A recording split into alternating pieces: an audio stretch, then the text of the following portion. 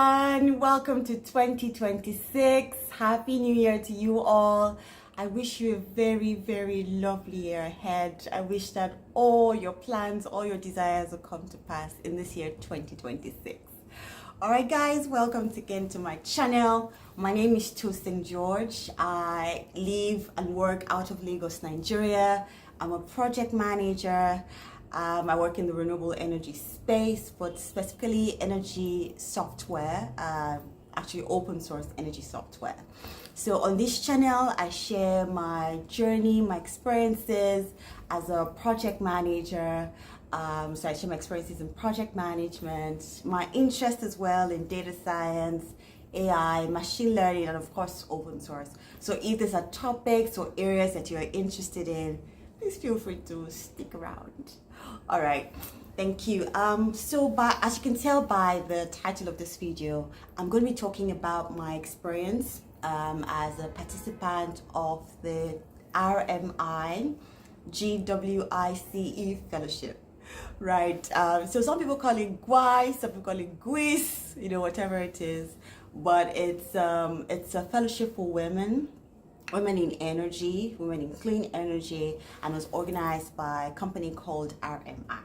So I know a lot of you have questions. Some of you may know RMI. For some of you who are Nigerians and are in the industry, you may know RMI. And for some of you may not know. I'm going to share, just talk about what RMI does, so what this program was about, my experience, how long did it take, did I like it, did I hate it?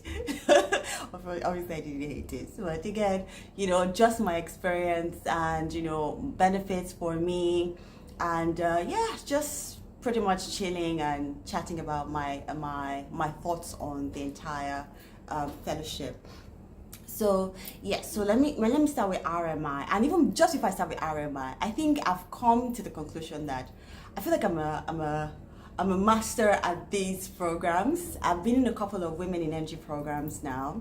So first in 2023, I was on these programs by IFC. So IFC is International Finance Corporation, and so they had this program. They had partnered with GWNet, who is like. They're experts at all this type of mentoring programs for women, and so I said partnered with them for women in energy programs. So I was a part of that in 2023. In 2024, I was part of the GWiCE program. GWiCE is Women in Sustainability, Environment and Renewable Energy, and it was a program out of the Middle East, somewhere from Abu Dhabi. But I was part of that program. It was mainly Middle Eastern women, but I was one of maybe two other Africans on that program. And then last year, 2025, I was in the RMI program. So I feel like I'm getting addicted to these programs now. But again, to be honest, I really do like, being in communities, being a network of women, especially African women, because we share similar experiences, right? Even though we are individuals of our own, but we share similar experiences as African women in the energy space. So I do like being in those spaces. So anytime I see a women energy program, I'm always like, I want to be part of this. And it just expands your network, right?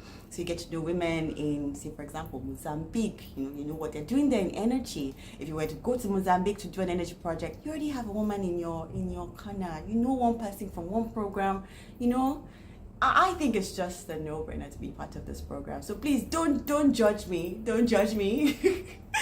And I've been on 3 women in energy programs back to back, but I do enjoy it, and the network I come out of with these programs is just so wonderful for me. So if you are a woman in the space and you like this type of programs, and even maybe you want to know more, I've done a bit more about my experiences of some of these programs, so you can check my past videos for that.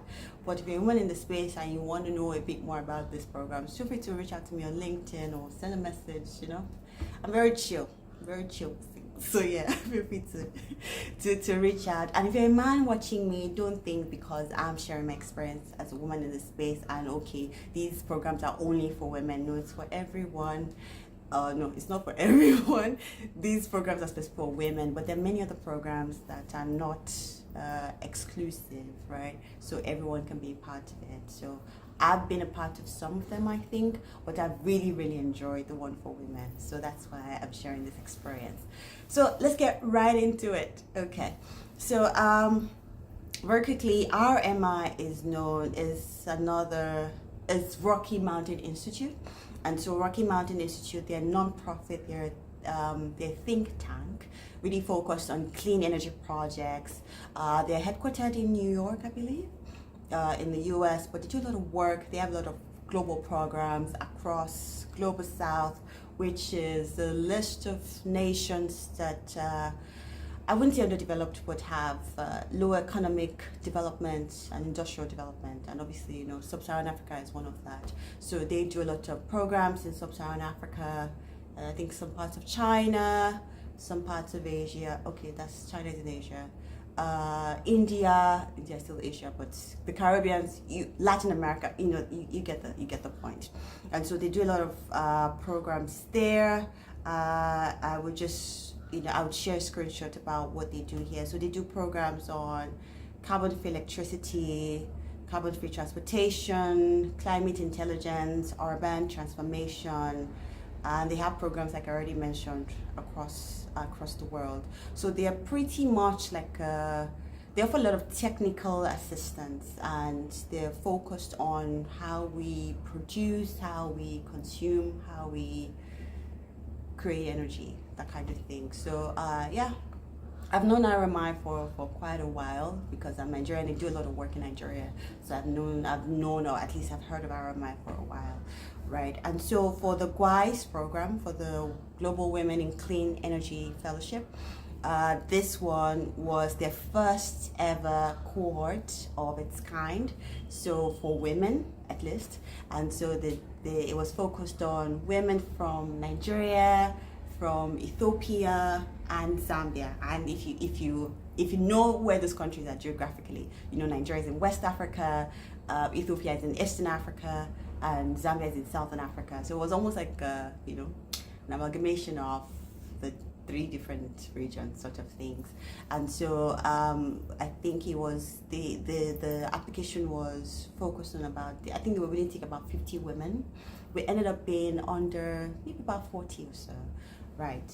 But I may have my numbers wrong now, but again, that was what it was focused on. So women from these areas, and the fellowship, the point or the aim of the fellowship was on technical training, especially on distributed energy resources, local business models. We learned a lot about that.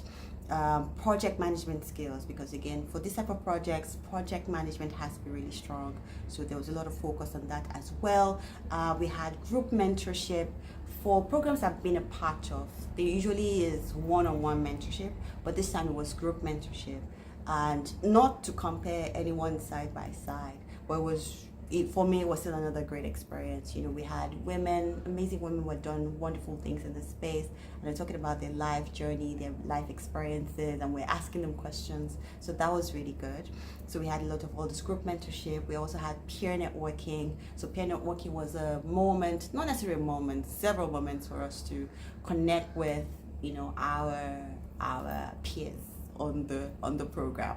So I was really interested in that. So, and then we also had capstone projects. So we had, so you had to sort of develop a proposal for a clean energy project based off of what we've been learning. So I did the same as well, but again, because I'm an open source baby, so I did a lot of, my project was sort of tilted towards open source. So yeah, but that was the aim of the program. And then for eligibility, it was focused on just women. So there was no age barriers, whether you're 22 or you are 48, it didn't really matter. There was no age barrier, which is what I really like about the program. You know, so anyone who's interested can pretty much be on there, as far as you're a woman. And then you have to also be doing work, be working on clean energy projects, so that, and I understand why they would ask that, because they want that you're able to apply learnings from the program right into your work, and that was very, very useful. So as far as you're a woman working in clean energy, you're from the listed countries: Nigeria, Ethiopia, Zambia. So that was pretty much the criteria. And then you had time, so because it was something that we met virtually. It was a virtual program, so we met virtually, I think twice a month, for about roughly 2 hours, say 90 minutes, but you can say like 2 hours.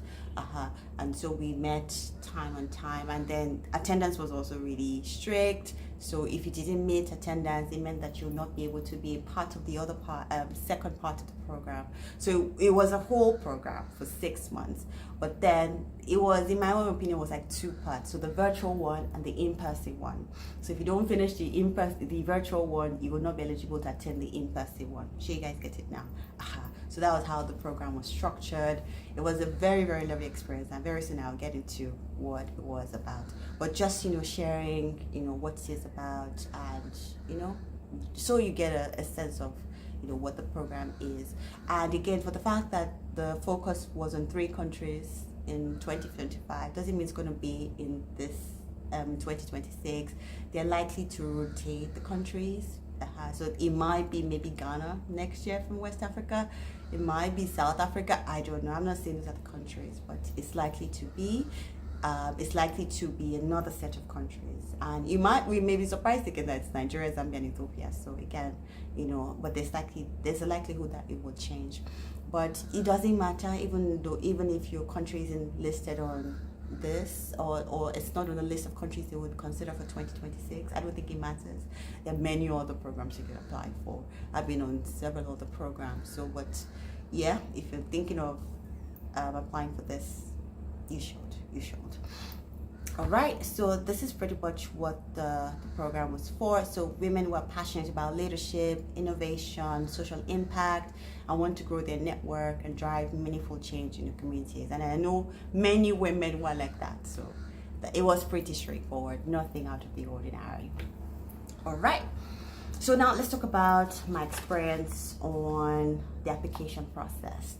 So the GWiCE application process was a little bit different from what I've done in the past. In the past, I would have seen a call for application, and then I would have applied. I would have like, let me put in my best foot forward, that sort of thing.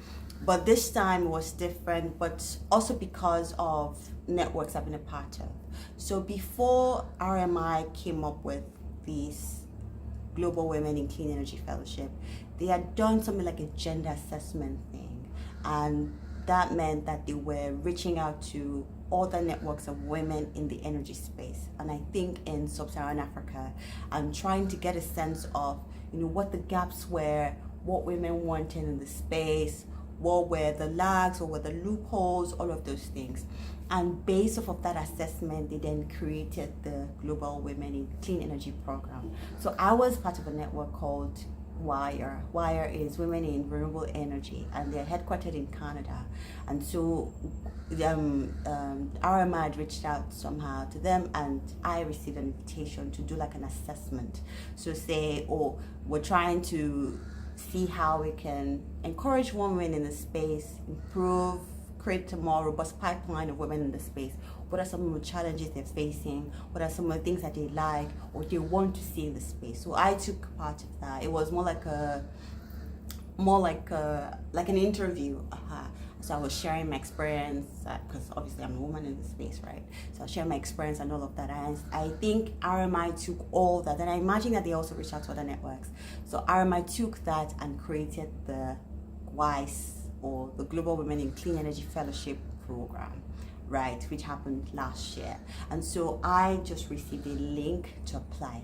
I didn't really see the link. I didn't see the call to application anywhere like that. Not that they didn't publicize it, but maybe I really just wasn't paying attention, right? Well, so I received the link. I didn't go and apply. I received the link by email, and then I did apply. So application started, I think, circa May, around May. I think I applied before May, before the end of May rather. The application deadline was around May, so I must have applied before the end of May. And by June, we're already getting updates on, you know, the application process, and it was in two parts. So there was the essay one where you have a list of questions, and you send that, and then the second part was another video essay. So you record yourself answering a set of questions, and then you upload that somewhere. So that was how the application process was like. I'm going to leave all the questions that asked in the application process. And for me, the way I do this is I always have I have a Google sheet of all my essays. So from maybe even 3-4 years ago. So I have a list of where I've written all my essays for different things, for all kinds of programs and all. And so when I'm answering essay questions like this, right, I'm not starting from scratch, if you get what I mean. I have a whole library, if I can say, of previous programs I've applied to and what I said there and how I said it. And you know, sometimes when you're applying to a program, you're only focusing on what you're doing right now. You're not thinking of, oh, something I did 4 years ago or something I did 28 years ago. Okay, not 28 years ago, but anyway. So when you, in my opinion, you know, having that essays helps me to go through things. I'm like, I've done this now. I did this 2 years ago. I think it's something to be highlighted in this application or in this essay, because you're not always remembering everything you do. And sometimes when you move jobs, you move roles, you move sectors, sometimes, you know, you don't really remember everything in your head. So if you're somebody who likes to apply for stuff a lot, I think it'd be nice if you have like a document of all your essays. So you're not really starting from scratch. Writing essays is not really a big deal for you per se, right? So anyway, so I did respond to the essay questions. So some of them were questions on about describing your responsibilities in your current role. They did have like character or word limit. So, but again, you know, it might change for the next cohort. So I'm not saying because it happened 2025 this week, that's how it's going to happen in 2026. It's most likely going to be different, right? So, but you know, you just get a sense of, you know, what it was like. And so I did so questions like describe your responsibilities in your current role, your area of expertise. And if you're a woman watching me in this space, I'm sure you got this down. You know yourself. you know your area of expertise, you know your responsibilities. So this is like a walk in the park for you. So, and I'm not saying this just for the RMI program, but for many other programs too, even though their questions might not be similar, obviously. But again, these are things that you know. So questions around some of the clean energy projects you're currently working on. I think for them, that was a way for them to assess, you know, if you're, you know, what kind of work you're doing, and maybe if it also aligns with the work that they're doing and the curriculum of the program. Again, your vision for gender equality, obviously because we're women, right? And so there were questions around that. I would share that I think we had about maybe 5 or 6 questions or more. And then also for the interview questions, that one was quite short, just about 3 questions. So you record yourself answering the questions. And also very similar to the interview, to the essay questions. So not much different, but I would share them on the screen. So that was like the application process. Something I really liked about them was the way they were communicating. Communication was pretty good. So there were updates. Oh, thank you. We received your video. We received your essays. We received your application. We're going to respond soon. I think when they even extended the deadline, I think they did extend deadline. They also communicated. Also, when something happened, they communicated. So you were always in the loop of how things were going. And then finally, I think around June, maybe June ending, I received the final decision on my application and I got in. Yay! Anyway, so the program was going to run for about 6 months. So it ran from somewhere in July. So our first session was July 7. So it ran from July till about November, I think, till about October-ish, and November. And then we had the second part of the program, which is the Leadership Accelerator program. We had that in December, and we did that in Zambia. So that was a very exciting part of the program. I'm going to share about that as well. But yeah, so that was the application process for me. It was pretty straightforward. That's why I encourage people, be part of communities, be part of networks. It doesn't have to be women something networks. I like women networks, right? But again, it doesn't have to be. That's how you get information. That's how you hear what people are doing. If there are new programs to attend, even jobs, roles, consulting, maybe advisory board member, blah, blah, blah.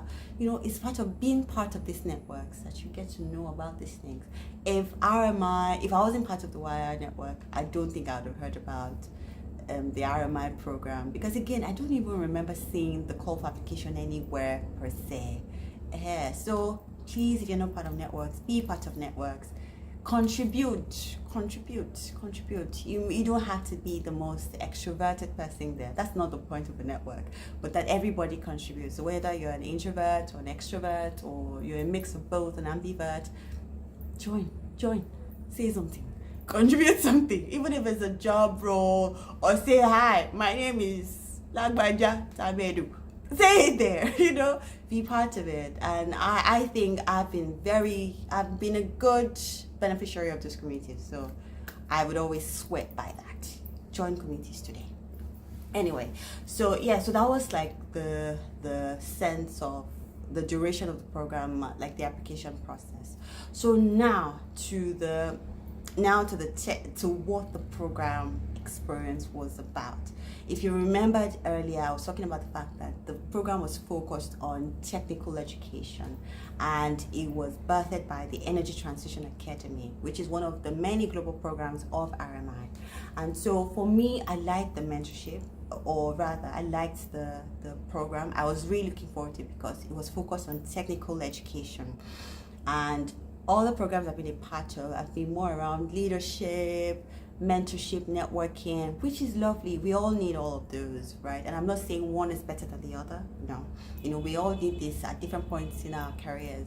Some people need networking at some point in their life. Some people need more technical education. So one isn't better than the other. But I like that this was a bit more different from leadership and mentorship. It was focused on technical education. So I was really looking forward to it. And so we did have a lot of that. It was really, really good. So if you're a woman in mini grids, distributed energy resources, you want to be a part of the RMI program. So we had a lot of stuff on. I would share here. We had a lot of stuff on DERs. DERs are distributed energy resources, business models. Yeah, that was also a very impactful session that we had. And I found that because it was focused on that, so we had a lot of women from that space, right? I think I was the only woman in open source. And I felt like I always had to be advocating for open source. Which is good, but again, I felt like the women were from, like mini grades, worked on mini grades. We had women from the rural education agencies, a lot of them from renewable energies companies as well. So it was very, very useful for them. A lot of them were even applying what, they had learned right into their work.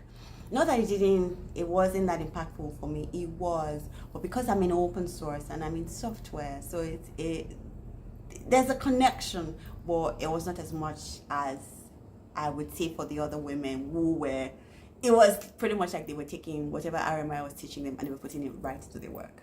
It was lovely to see. And so we had a lot of technical sessions on that. Like I already said, it was virtual, about 90 minutes. So you come right in and then maybe a bit of introduction and then we start. So there's a facilitator and they're talking about, distributed energy resources and all the other types. So from solar, so we had some RMI people, RMI employees talk about share, obviously, because RMI is in clean energy. So a lot of them were facilitators, and then we also had some external facilitators, mostly women, who were sharing about their life and their journey And as young women in the space, you also look up to older women who are doing amazing stuff, and not necessarily older women, but just women who are also doing amazing stuff. So that was a part of the experience. I just want to go through some of the list of topics that we went through. So we had like a technical review of solar PV, BESS systems, hydropower. In Nigeria, I know that we do hydropower to some extent. I know most of it, 70% of our electricity generation is like thermal gas plants, and some percentage hydropower. But like countries like Zambia now, a lot of their, maybe at least more than 80 or even 90% of their electricity generation is from hydropower. So that was very beneficial for them, right? And they were talking about streams and water, and now they're generating electricity. So that was really good. So we talked about that as well. So you can tell that they've done a bit of research on how the different countries involved are generating electricity, and then the curriculum was sort of curated to fit that. So that was really good. We also had obviously mentorship sessions, like I already mentioned. We had the different ways to initiate a DER project. So we start from project initiation. So what happens there? Site assessment, site selection, all the things that you need to do to ensure that the site is ready and well prepped before you start to deploy. So all of that we talked about. We talked about financial models. That was really, really lovely. It was a bit, I'm not a financial modeling person, but I work in energy system modeling. They're similar but a bit different as well. So, but that was also a good thing to see. We also looked at project preparation. So just the different steps of how you develop a DER project was pretty much what we did. And so we split that across several sessions. There were about 9 or 11 sessions or so in total. So 2 sessions per month from July till about November. And so we were all, discussing that. So some sessions were mentorship sessions, some sessions were technical sessions, but a lot more of them were technical sessions. And then we'll break out into smaller rooms on Zoom, and we'll discuss, this is what we think, or we'll do mini projects together. Sometimes we'll have even pre-work, so we would have done some work before coming, and sometimes we have just exercises here and there, quizzes here and there to reinforce what we've been learning. So that was really nice. So that was my experience on the technical education. It was a lot. I felt like a lot of the lectures was really packed, really packed, and it was a lot for like the 90-minute time. And to be honest, I would have loved that we had more time, but again, everybody's so busy these days. Everybody's so busy. So I would have preferred that we had more time to discuss as, women in our different groups, or maybe even break out of the, of the sessions. Maybe during the week we come together, we're working on mini projects. I think that will also have, help us connect better. Not that we did not connect, we did connect, but that's just my own thought on that. But it was really a great experience for me. So like I said, if you're women in the technical side of things, not necessarily technical, but you're in DER, you do a lot of work on distributed energy resources, mini grids, all the others, you should be there. Once they open the application this 2026, your name should be the first on the list to apply. So yeah, because it was lovely. So yeah, that's my experience on the technical side of things. I'll now quickly talk about highlights of the program for me. So away from the technical education, the technical experience, the technical expertise, the highlights for me were the mentorship sessions. It was good. It was lovely. It was group mentorship, and for some of the women, a lot of women that they brought on board, I'd never met them before. I think I'd heard about Fila God before. Maybe I'm even connected to her on LinkedIn, but I don't know that I really followed her like that. So they were a lot of, we had at least maybe 4 or so group mentorship sessions. And there were women who were doing lovely, impactful work in the space. So it was a moment of wow, if this woman can do this, it means that this is something I can do this as well. So not that if there were no group mentorship sessions, I'll be lost and I would not know that I can do those things. No, but that, just having somebody there, and these are not people that you would meet on your own. Maybe you see them on LinkedIn, you hear of them in conferences, but you're not really like meeting them virtually per se and have 1 hour with them. So having those women right there with us was good, and asking questions, and there was also opportunity for us to connect with them right after. So I know a couple of people who connected with these mentors and talk to them, and they were willing. They're like, oh, this is my number, you can reach out to me on this, you can reach out to me on that. So that was really good for me. I like it. I like seeing women do so well in this space. Oh God, it makes me so happy. I like seeing women doing so much in the space. And so I remember Hope Chanda, I think, of Mimshak Consulting. If I have I'll put her correct name, or maybe my picture here. So she's talking about her experience getting projects. She's Zambian, by the way. So getting projects and all of that, and what it was as a woman to do all of those. So it was something to learn from. And again, if you're a man listening to me, it's not about women all the time. What I mean is that you can also learn from this. So don't feel, because we're talking about women, you can't learn from it. You have to find a man mentor. No. So I have mentors who are men. I have mentors who are women, right? So, but again, you understand the fact that not many, especially in the renewable energy space, we're not that many. So give us a chance to rule. Not necessarily rule, but at least to grow and develop. You get what I mean. But one of the highlights for me were actually the group mentorship session, and one very lovely, important highlight for me was the session by, oh gosh, she's Ethiopian, and I hope I don't mispronounce her name, but Philagot Tesfaye. She's the founder of an energy consulting group known as On Energy Consult, and yes, she's also the president of an Ethiopian Women in Energy Network. I don't know how to pronounce that now, whether it's EWN or something like that. She's part of them. And so she spoke about, she spoke about 6 thinking hats, which is a concept by Edward de Bono. Edward de Bono, I think, is a psychologist. It's just some thinking expert person, systems thinking expert person. And I know that I've read one book by Edward de Bono. I don't remember it. Maybe How to Think or How to Design Something ahead. So I'd heard about him, but then she connected his approach to thinking to women in the space. And for me, that was like the highlight of the whole thing. It was like I think I wrote about it on LinkedIn. It was like a mini therapy. Like somebody asking me, how do you feel as a woman in this space? And I'm like, oh, I feel so exhausted. It was good. It was like a therapy session. It was just virtual. If we were in person, if that session was in person, I would have been laying down on the couch and I'd be like, oh, I feel so exhausted. I feel like I have to do a lot. Anyway, that's just by the way. To be honest, I feel like I've benefited from so many women in something programs, energy programs, so I can't even complain. But again, it was a very lovely session talking about 6 thinking hats. 6 thinking hats is just a system's way to approach.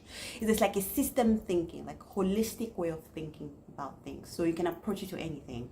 So this time she then approached it to our careers as women in the space, what we face, and for many people who have families, young children, it's a lot to juggle, and so when you're thinking about designing something for women, and I'm not saying that men don't have their own issues, and it's not men versus women, what, that's not the point, but sometimes you have to recognize that it's harder sometimes for women, especially because the carers, they are the primary carers.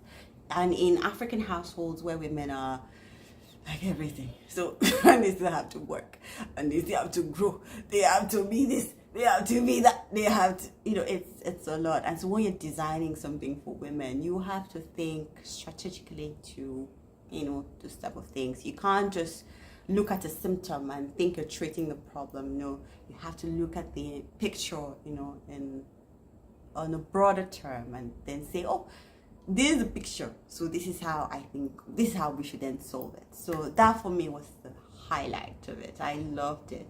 I think you should read about Six Thinking Hearts. There's also this book by Edward de Bono that I think I'm going to read, How to Have a Beautiful Mind. Oh my god, just thinking about that book makes me feel like I'm going to have a beautiful 2026. And again, no, my 2026 is not hinged on a book again, but it's just lovely to read books like that and enrich your mind, enrich your life experience. So I'll put a picture of the book here, but I think it will be a really good read. Anyway, so yeah, those were like the highlights for me. Another thing that I did enjoy was because I was connecting to a lot of women in the space. If you can already tell, I could be a bit rambunctious, boisterous kind of person. Some people might say that I'm an energy person or like I'm a life of the party. I am not. I don't know. Maybe I just have a huge zest for life, and it shows in everything that I do. But again, and so I've met a lot of women. I was connecting to a lot of the women. I even made suggestions, for some of the ways we could encourage people to speak out, because we were put into WhatsApp groups for people to speak out. And because I understand for many women, and maybe just anyone in general, when you join professional groups, you tend to put up this, I'm a professional, I am a professional. You don't want to talk or even joke or even laugh. You think everything has to be so serious, and I'm not like that. I make a joke of everything. But anyway, so I thought at the beginning that the women were not really talking. Everybody was just like, oh my god, I'm such a profesh. And so I did suggest, to say, okay, let's add a bit here and there so that we can get more people talking and more people interacting. And that's the beauty of some of these programs, again. And that's something I want to count for RMI. They're very receptive, to learning, to say, okay, how can we make this better for you? How do you want this to be for you? What do you need? How can we support? How can we help? And so when you join these programs like this, don't think, oh, everything is set in stone. This is when they say we should do it, so we have to do it like this. No, no. See yourself as a co-collaborator. The program is for you. If you're not enjoying it, there's no point being there. You get what I'm saying now. So if you feel that there are ways to better program, feel free to suggest. Feel free to say, oh, maybe can we try this? Can we try that? Don't go there as if you are the owner of the program and say, let's do this by force. No, and also understand that not all your ideas will be accepted, and it's okay. There's nothing bad. So maybe they've decided on, that this is how they want it to be. But again, RMI was very receptive, and I'm sure I wasn't the only one sharing ideas on stuff. There were also other women sharing ideas. But although when I implemented mine, I was like, yes! So that was really lovely. So if you're on any of these type of programs, see yourself as a co-collaborator. Don't see yourself as just the receiver. We're also collaborating to make the program enriching for all of us, myself and every other person in this program. So that was really good. I also wanted to mention something, yes, I benefited from. So because I was connecting to a lot of the women, people saw me as like the funniest in the group. Because I'm just regular, facing like that. But anyway, so I guess we're very, funny, just saying my mind, and people just happen to find it funny. So, but I remember that I connected with one of the women, Yvonne. So Yvonne had invited me. So Yvonne runs Launch Her. I hope I have the name correct. And she had invited me to speak at the Launch Her. It's a group for supporting young people in Zambia. I think mostly engineers in Zambia. And she invited me to speak. That was lovely because we were part of the same network, and I was opening my mouth and I contributed to the network. So please, if you're part of a network, say something. That's how people get to know you. Talk, say something. If you don't say anything, nobody will know what you're doing. You expect things to fall in your lap sometimes, but they won't fall on your lap except you open your mouth and say something. And so that was really good for me as well, right? It was really lovely. I'd never known anything about Zambia prior to that time, besides the fact that it's part of African countries. I didn't really know about, like, you know, what's happening in Zambia, you know, what are they doing.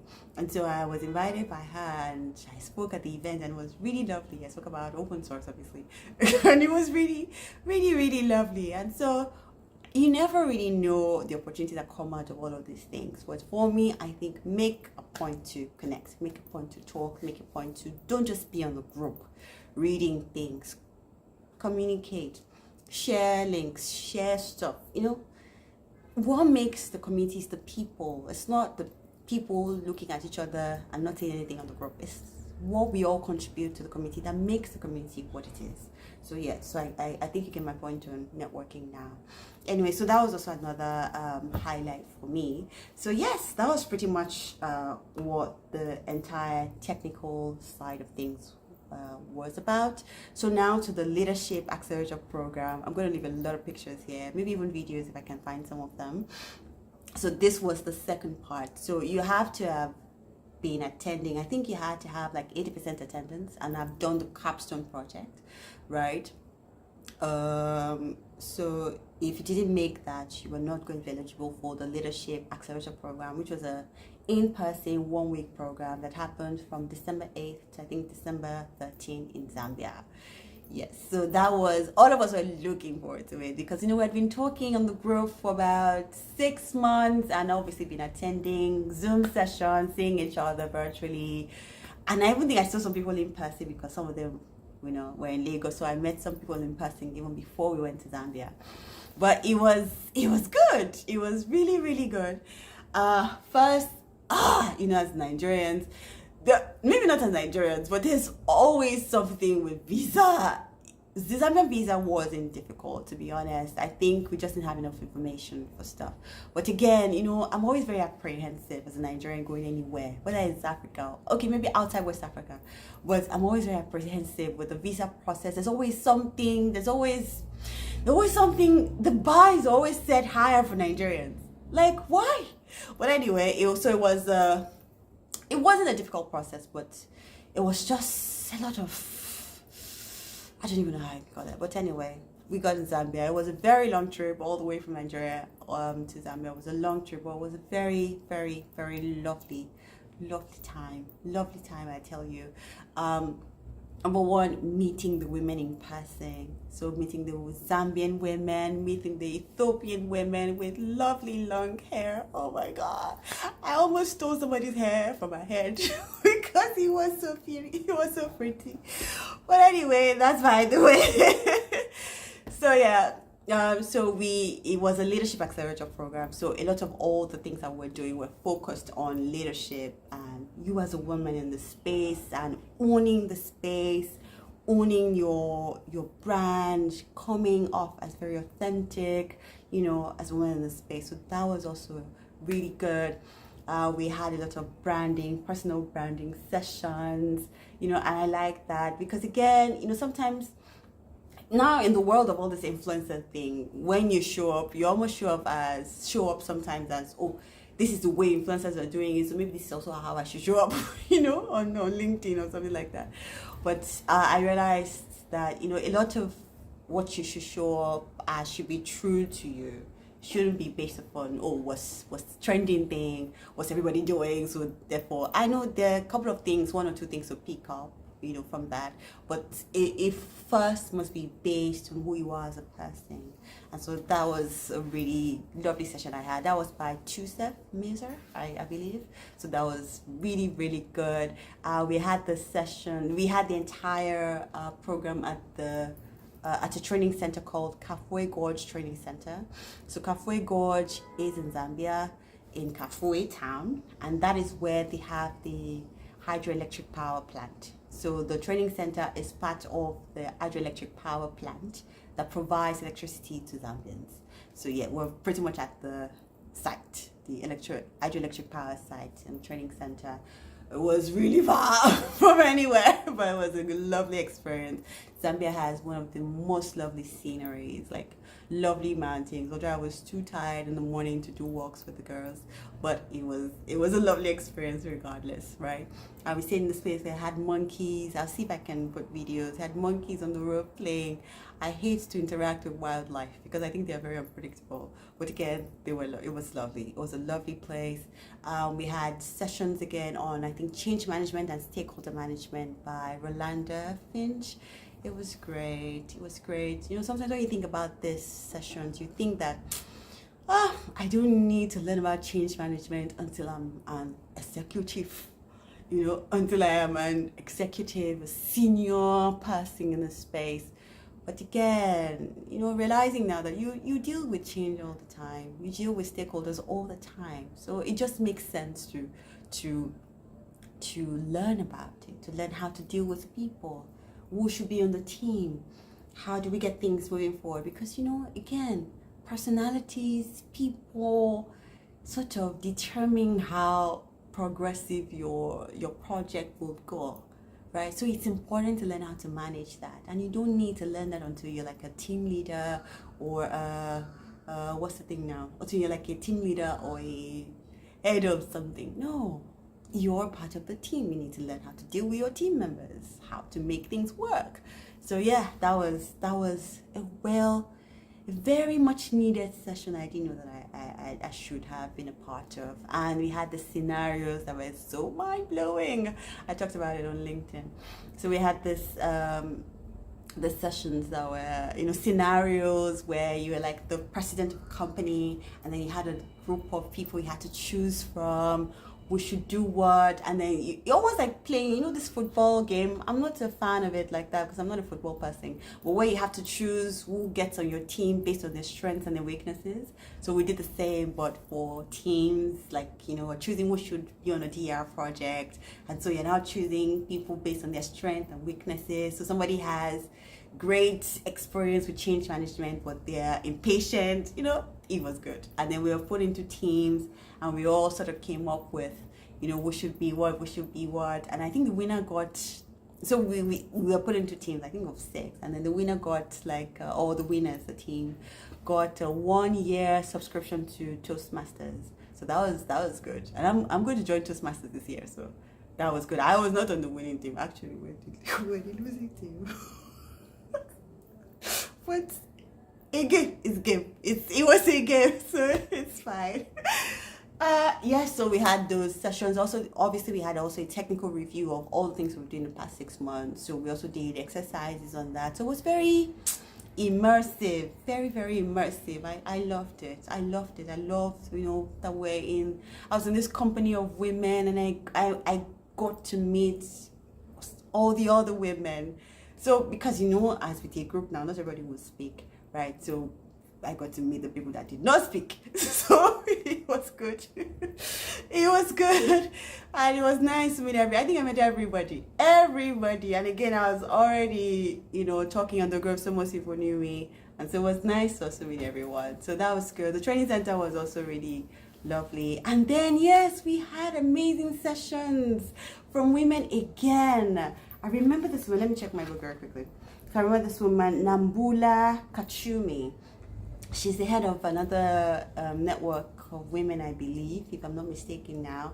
And we heard her speak. She was talking about women leading the energy transition. That was also lovely. It was a lovely opening charge. Then we had a closing charge from another woman called Fungai. So Fungai is, I have a name now. Let me just Google her. You guys just show. Fungai Sandamo Golderman. I hope I get it. I'll put her on the screen. It was lovely to hear her speak. You know, she works with African Green Co., who I've known of at least in the past year, and so I think she's the head of sustainability there. So she gave this closing charge, and it was lovely. It was lovely. It was lovely. And also her journey. I didn't even know she was Nigerian. So a journey from Nigeria, and I think she went abroad to study, and then now lives in Zambia and works in Zambia.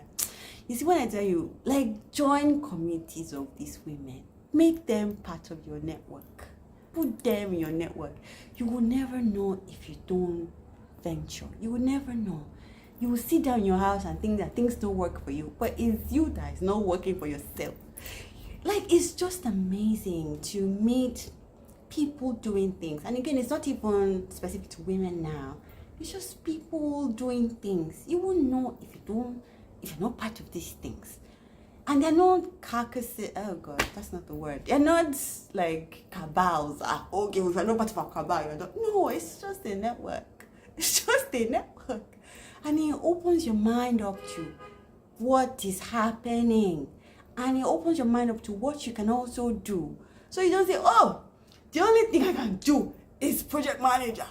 There's no growth in the space. But there are. The people are there. But you don't know because you are sitting down in your house doing what I don't know. So anyway, that was also a lovely charge, by Fungi Sandamu Goldeman. I loved that session.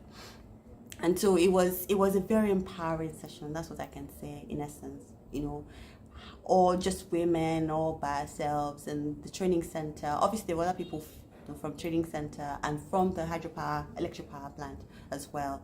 Just to wrap this up, because I see that this is really long now. But again, the high point or the highlight of the leadership accelerator program was the visit to the hydroelectric power plant. That was good. It was underground. I've never been underground anywhere except like maybe basement like kind of things, but like underground, it feels like we're going under the world. It was good.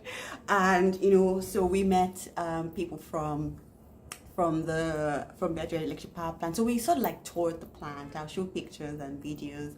So they have six is it turbines they call them now? So 6 plants that generate about, I think, 165 megawatts. I'll put the right numbers there. And so they explain the whole process, how they get, water, and how their reservoirs, we also visited one of their reservoirs, and how, everything just comes together to produce electricity in Zambia. So that was good. That was a really good, and so I'm so grateful to RMI for being able to partake, in that experience. So it was really, really good. I'll show pictures. So I'll just share as much as I can. So it was really, really good. And we also had, obviously, because that it's a leadership accelerator program, but we're not doing leadership all the time. So we had some downtime. We had like lovely dinners, lovely entertainment time. And as a Nigerian, that we're in charge of entertainment in Africa, if I do say so myself. And so there are a lot of times that we sort of like overtook the entertainment. I'm not going to go into details, but those who know would know. So there are times where we just took over because as far Nigerians, we are ginger people. Yes, so yeah, I was in charge of that, as you can already tell. So doing karaoke, just enjoying ourselves. And I'm sure they would know. They would never forget us. That some Nigerian women came and took over the whole entertainment. But it was good. We enjoyed ourselves. I saw lovely dances from our Ethiopian sisters. It was nice. Ethiopians and they are.